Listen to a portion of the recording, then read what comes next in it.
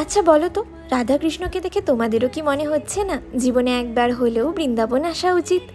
এটা হলো বৃন্দাবনের বিখ্যাত ইস্কন মন্দির বা কৃষ্ণ বলরাম মন্দির। 1975 সালে এসি ভক্তিবেদান্ত স্বামী প্রভুপদ এই মন্দিরটি প্রতিষ্ঠা করেছিলেন। তার স্বপ্ন ছিল পৃথিবীর যেখানেই মানুষ থাকুক না কেন তারা যেন শ্রীকৃষ্ণের প্রেম ও ভক্তির সঙ্গে যুক্ত হতে পারে। মন্দিরে ঢুকেই আমার চোখ প্রথমে আটকে গিয়েছিল রাধার শ্যাম সুন্দরের বিগ্রহে। সত্যি বলতে এত সুন্দর লাগছিল যে আমি তো কিছুক্ষণ শুধু তাকিয়েই ছিলাম। মনে হচ্ছিল যেন রাধা আর কৃষ্ণ সত্যিই আমাদের সামনে দাঁড়িয়ে আছেন। মন্দিরের ভেতরে রয়েছে শ্রী চৈতন্য মহাপ্রভু, তার সঙ্গী ভক্তবৃন্দ এবং ইস্কনের প্রতিষ্ঠাতার জীবন ও প্রচার কর্মের সুন্দর প্রদর্শনী। দেখে বোঝা যায় কিভাবে একজন সাধকের স্বপ্ন আজ সারা বিশ্বের কোটি কোটি মানুষের কাছে পৌঁছে গেছে। সত্যি বলছি, বৃন্দাবনে এলে এই মন্দিরে কিছুক্ষণ সময় না কাটালে ট্রিপটাই অসম্পূর্ণ থেকে যায়। রাধে রাধে।